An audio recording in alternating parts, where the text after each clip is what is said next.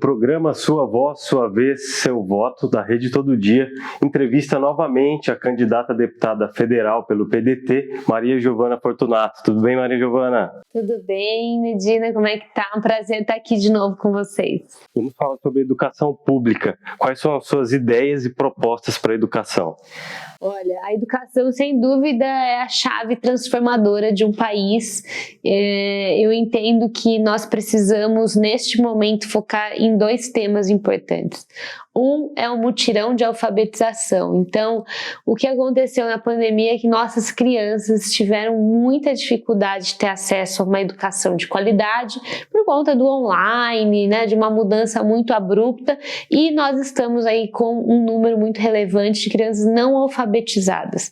Inclusive, isso já é uma indicação, né, de profissionais da área que estudam aí o desenvolvimento infantil sobre a importância desse momento a gente ter um mutirão, um programa mesmo pensado para a alfabetização das nossas crianças. Isso é algo que a gente tem que fomentar, cobrar e ver acontecer o quanto antes, porque pode ser muito ruim para o desenvolvimento dessa criança.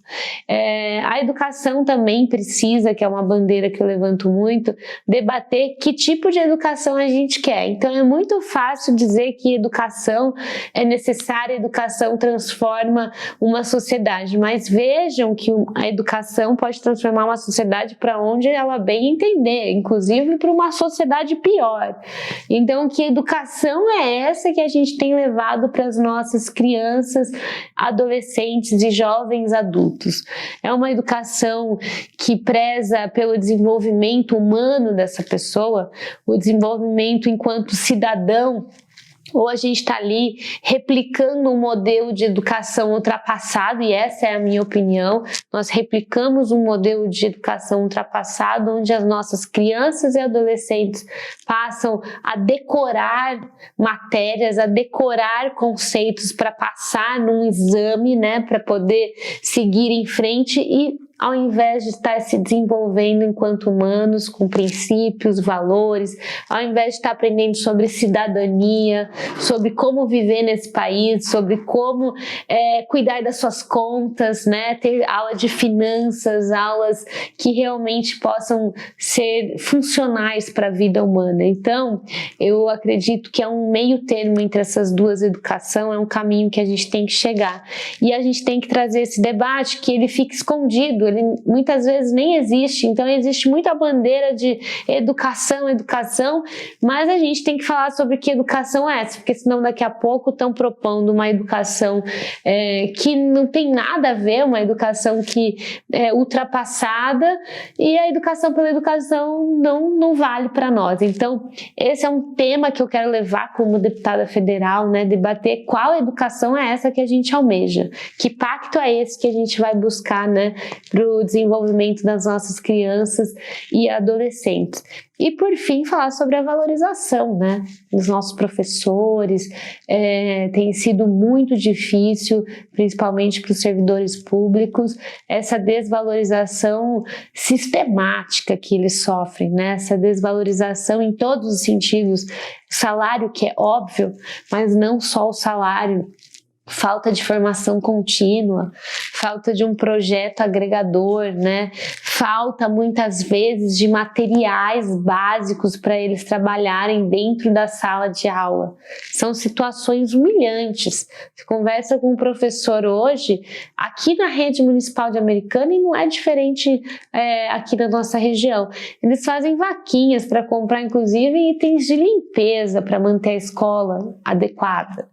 Então, gente, isso é humilhante, isso mostra o quão doente está o nosso país. Se a gente não sabe cuidar dos nossos professores, das nossas crianças e adolescentes, significa que a gente não sabe cuidar de ninguém, porque essa é a base de tudo, né? Tinha que ser assim, a política pública com a maior atenção, com o maior cuidado, que é a nossa ponte para o futuro.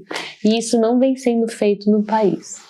Vira e mexe, o Tribunal de Contas do Estado realiza fiscalizações nas unidades escolares, sejam estaduais ou municipais, e apontam problemas como infiltrações e diversos outros. De que maneira o deputado federal, claro que a responsabilidade direta é do prefeito e do governador, mas de que maneira o deputado federal pode olhar para isso também? Sem dúvida nenhuma, estando presente, fiscalizando e denunciando. O que eu quero passar uma ideia assim para as pessoas é que o deputado federal ele tem que ser um fiscalizador.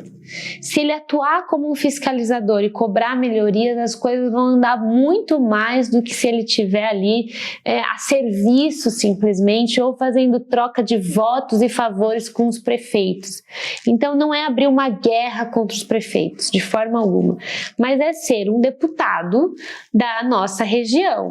E isso significa fiscalizar. Um bom prefeito gosta de alguém que ajuda a fiscalizar, gosta de alguém que traz luz a algumas coisas que possam estar acontecendo que ele não sabe. E, infelizmente, a estrutura das escolas é algo corriqueiro. Infiltrações, às vezes até chuva mesmo dentro da escola. Eu já visitei escolas municipais que chovia dentro do servidor. A pessoa usava um guarda-chuva dentro da escola porque simplesmente desaguava, né, em dias de chuva. E a gente ajudou fiscalizando, denunciando, né? Logo as pessoas arrumam essas coisas. Então, isso é muito importante. E no mais, com estrutura, com emendas que possam ser destinadas a lugares que mais precisam, escolas que talvez estejam precisando, né, realmente de uma reforma maior, algo mais profundo, né, na sua estrutura. São muitas realidades as escolas, né, e fomentando a boa educação pública de qualidade. A gente tem que levantar essa bandeira e cobrar que, de fato, a educação pública seja de qualidade.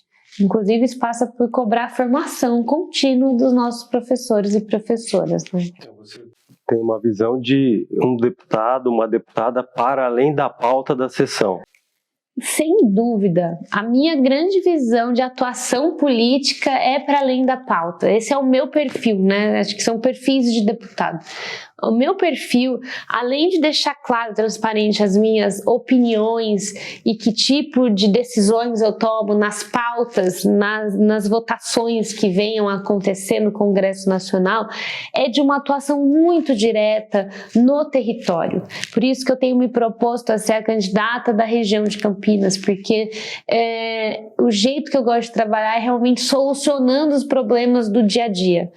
Não defendendo que uma educação pública de qualidade muda um país. É claro que isso é a base do meu pensamento, mas eu gosto de vir aqui na escola que está com chuva dentro e resolver a chuva de dentro da escola. Não resolveu tudo, mas a gente vai resolvendo um pouco de cada vez e vai ajudando a mudar a realidade, né? Uma vez a gente ajudou uma escola que estava perdendo toda a sua biblioteca também por infiltrações e chuvas. E ajudar a salvar esse patrimônio pode parecer pequeno para alguns, mas é um gesto enorme para eles. Para além do fato da gente mostrar como liderança política que para nós importa. Muita gente só precisa saber para voltar a acreditar, para voltar a trabalhar direito, para voltar a sonhar, que essas lideranças políticas que as pessoas em geral já estão tão desiludidas, elas se importam. Então eu gosto muito de trabalhar diretamente no território, atuando, melhorando realmente a educação pública por aí. E lá no Congresso, claro, a pauta de valorização dos professores, o debate de que educação é essa que nós queremos para o nosso país, isso é fundamental, porque senão isso anda para qualquer lado, né? A questão também dos financiamentos, né? Garantir o financiamento adequado. A gente sabe que tem que acompanhar como é que está o Fundeb, se está chegando, se está sendo aplicado, mas eu penso muito mais nessa atuação em loco, né? De ver como é que estão gastando o Fundeb, está certo ou não está. Eu acho muito mais efetivo e tem mais a ver com o meu estilo de trabalho. E com relação ao pós-pandemia, nós sabemos que vai levar um tempo para poder ter de fato uma gestão que corrija o que ficou para trás, né? Com o sistema híbrido de ensino e tudo mais. Como recuperar isso? Olha, isso é um dos grandes desafios, assim. Primeiro é colocar isso como prioridade. Se a gente nem pautar isso, vai passar, vamos perder os avanços que tivemos avanços, né, nessa correria toda tecnológica. A gente avançou a passos largos, coisas que talvez acontecessem daqui 10, 15 anos. A gente teve um avanço. A minha preocupação agora é não perder isso. É não voltar ao modelo antigo, né? Então, assim, é claro, o presencial, que é o que eu defendo, né? Mas como não perder essa tecnologia? Como não perder os avanços que a pandemia nos impôs? Então, tudo isso vai ser super importante e, sem dúvida nenhuma, um dos grandes desafios é pensar assim, como recuperar o tempo perdido. Honestamente, eu não sei se do ponto de vista da educação a gente recupera o tempo perdido ou se a gente só maneja da melhor forma possível, né? Por exemplo, a questão da alfabetização, né? A gente não vai ter a chance de alfabetizar essas crianças na idade que elas estariam alfabetizadas, mas a gente tem a chance de fazer um mutirão de alfabetização e correr atrás desse prejuízo. Então, assim, nada está perdido. Não dá para a gente achar que vai conseguir voltar no tempo, porque isso não vai acontecer, mas a gente consegue remediar e ter crianças saudáveis, inteligentes, crescendo, sem dúvida nenhuma, né? E como apoiar o ensino técnico profissionalizante? Essa é uma pauta importante. Eu gosto muito, sou entusiasta do ensino técnico profissionalizante. Inclusive, aqui na região a gente precisa de um maior incentivo, um maior olhar para esse ensino técnico, né? Mas eu vejo que o grande apoio passa por a gente linkar com a entrada no mercado de trabalho. A gente sabe que muitos fazem ensino técnico para poder já trabalhar, para poder já ajudar dentro de casa, alguns para ter uma formação prévia e depois buscar uma outra formação mais na frente, né? Só que a gente precisa ter um ensino técnico que faça sentido para a vida desse jovem. Então, hoje, o que eu vejo, né, nesse apoio? A gente precisa modernizar esse ensino, ter cursos técnicos que fazem sentido para essa nova geração. Não adianta a gente ficar apostando em cursos que já foram, em profissões que não vão mais voltar ou que não despertam o interesse dos nossos jovens. Então a gente precisa alinhar uma fala, né? Uma ideia que tem que ser levada a esses jovens. Eles precisam enxergar o custo-benefício do curso, porque é uma idade diferente, né? Não é igual nós adultos que já temos aí o senso prático da vida, de trabalho. Eles ainda estão ali num momento de formação, eles não se formaram enquanto adultos ainda, né? Eles estão na fase final, assim, fazendo uma transição. Então a gente precisa dar a mão para esses jovens e ensiná-los que é bom esse ensino técnico e mais do que isso, mostrar na prática que isso é algo bom. E só tem dois caminhos: entregando cursos que eles se interessem, modernizando, trazendo pautas da tecnologia, pautas que realmente são de interesse dessa nova geração e mostrando a importância que é para eles se inserirem no mercado de trabalho, começarem a ter seu próprio dinheiro, começarem a caminhar com as próprias pernas. Sobre merenda escolar, qual a sua avaliação da merenda escolar oferecida e já pensou em algum projeto específico para ela? A merenda escolar é algo que eu carrego com muito carinho porque é intimamente ligado com a saúde, né? A verdade é que a educação é intimamente ligada com a saúde. A merenda, em especial, nós sabemos o tanto de brasileiros que vão às escolas comer, ter acesso a uma comida decente. E nós sabemos também o quanto isso ainda é falho. Vejam que em Americana, há pouco tempo atrás, a gente teve uma denúncia enorme da merenda escolar, a gente não tinha mistura. As crianças tinham acesso a uma espiga de milho e a reclamação que tinha chegado até mim naquele momento que eu fui atrás para denunciar é que o filho, uma mãe me dizendo que seu filho queria comer a segunda espiga de milho e não tinha direito. Era uma espiga de milho por criança, numa cidade como Americana. E aí, pouquíssimo tempo depois, pum, estoura o escândalo da merenda escolar de Americana, desvio de dinheiro. Então, o que eu tenho como pauta, né, além de acompanhar tudo isso no município, mais uma vez trazendo esse meu perfil de ser muito do território, de ver as coisas acontecerem, lá no Congresso Nacional a gente lutar por um financiamento mais adequado. Hoje o governo federal repassa para as crianças do fundamental ao ensino médio centavos. Mais ou menos 30 centavos por criança ajudando a merenda escolar dessas crianças. Então, vejam que é um valor muito pequeno, onde os municípios precisam complementar, e assim o fazem. Mas a gente pode muito mais lá no Congresso Nacional garantir, mostrando que isso é uma questão de soberania, né? De segurança alimentar dessas famílias. A gente precisa que essas crianças tenham refeições adequadas. Então, eu acho que tudo isso é muito importante, são pautas a serem defendidas lá no Congresso. Vamos para um rápido intervalo, voltamos já.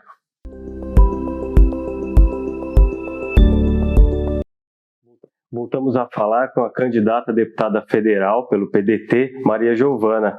Maria Giovana, vamos falar sobre segurança pública. Como fortalecer as polícias civil e militar?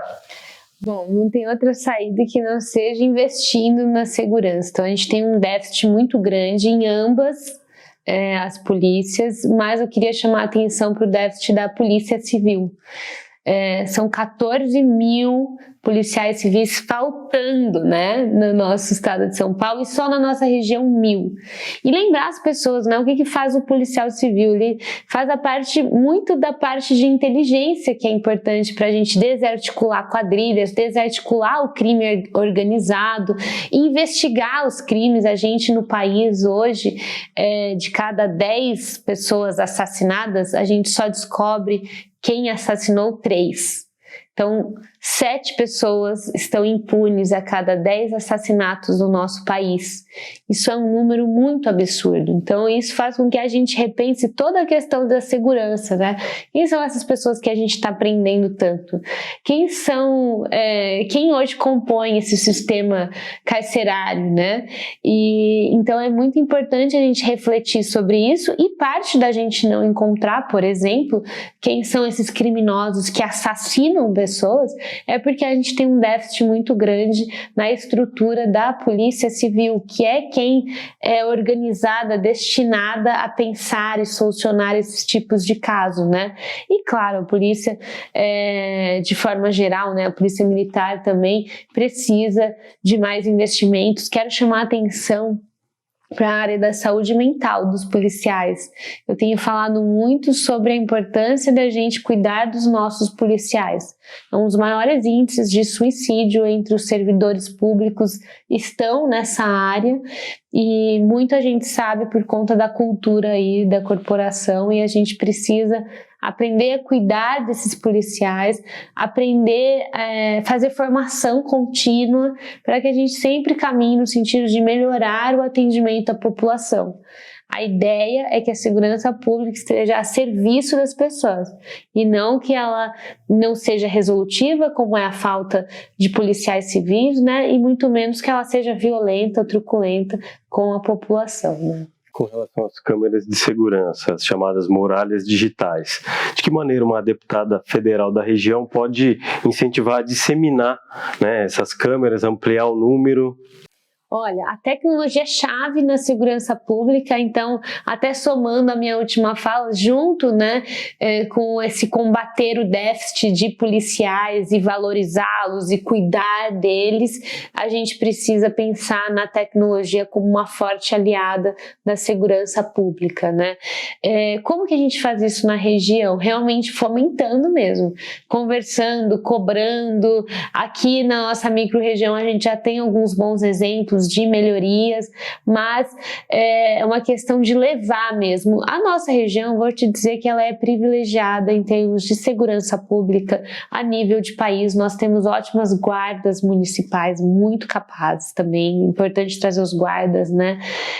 A polícia também é muito bem articulada, nosso nível de violência é relativamente baixo, embora a gente esteja sentindo aí um aumento grande na insegurança. A gente conversa com as pessoas e o sentimento de insegurança e de violência aumentou muito nos últimos tempos. Então, é com mais tecnologia que a gente vai conseguir combater isso. Eu vejo uma boa vontade, uma movimentação muito rápida dos nossos representantes neste sentido. Então, cabe a nós continuar monitorando isso, cobrando para que a gente não perca tempo, para que realmente a gente consiga cobrir aí a nossa região com tecnologia para desarticular criminosos, né, e realmente voltar a ter um sentimento de segurança maior, porque houve uma queda brusca nesse sentido aqui na nossa região. sua visão sobre o uso de câmeras em uniformes de policiais, que é o que está acontecendo no estado de São Paulo já? Veja, eu acho que no exercício você está ali exercendo, sendo policial, é totalmente razoável, até porque a gente tem sim um histórico de muita violência em abordagens, a gente tem um histórico de uma desigualdade, de uma abordagem muito desigual, né? Uma abordagem muito diferente para um tipo de pessoa e outras abordagens truculentas para outros tipos de pessoas, que são as pessoas mais pobres, negras e periféricas do nosso país, né? Do nosso estado de São Paulo. Então, eu vejo com bons olhos que a gente possa ter este controle nesse momento, mas a longo prazo eu sou defensora de uma formação diferente dos policiais, uma cobrança da própria corporação de tratar todos por igual, de que a gente possa sempre ir no caminho de, em primeiro lugar, da não violência, obviamente, e claro, né, a gente sabe que é uma área delicada, se preciso for, claro, reagir, defender a sua própria vida, defender a vida dos seus, mas eu acho que tem essas correções que podem ser feitas que são importantes.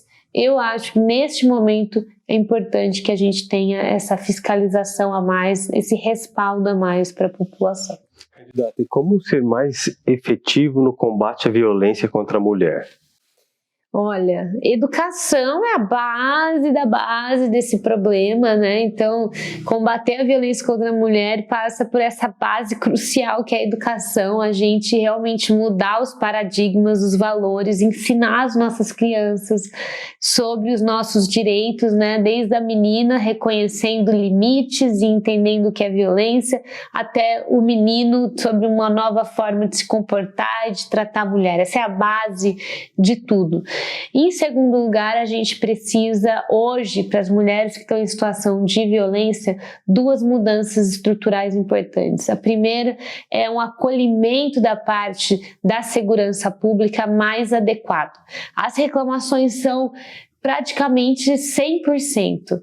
Olha, se não for 100%, é muito próximo a isso, sobre a falta de qualidade e humanidade no atendimento de uma mulher que vai a uma delegacia registrar sua queixa, que vai lá muitas vezes passar por esse segundo momento de violência, que é relembrar algo que acabou de acontecer e que não se sente acolhida de forma adequada, que não se sente bem-vinda ali e muitas vezes não sente que o seu relato foi levado a sério.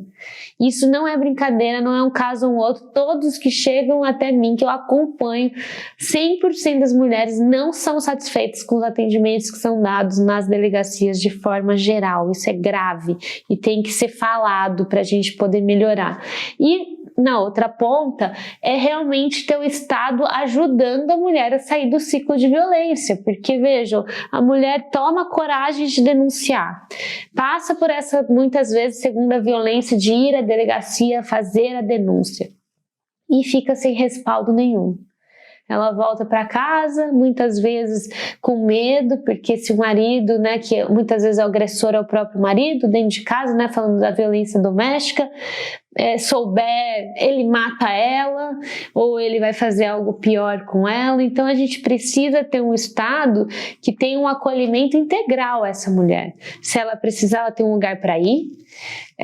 Se ela está em insegurança financeira, né? Se ela está em qualquer tipo de insegurança, de moradia, insegurança psicológica que seja, ela tem um respaldo, um cuidado para que ela possa sair do ciclo de violência e se reerguer e seguir com uma vida mais saudável aí. Então, são questões importantíssimas da violência contra a mulher que a gente precisa falar e cobrar melhorias imediatamente. Candidato, o tema é livre. Qual proposta julga relevante mencionar?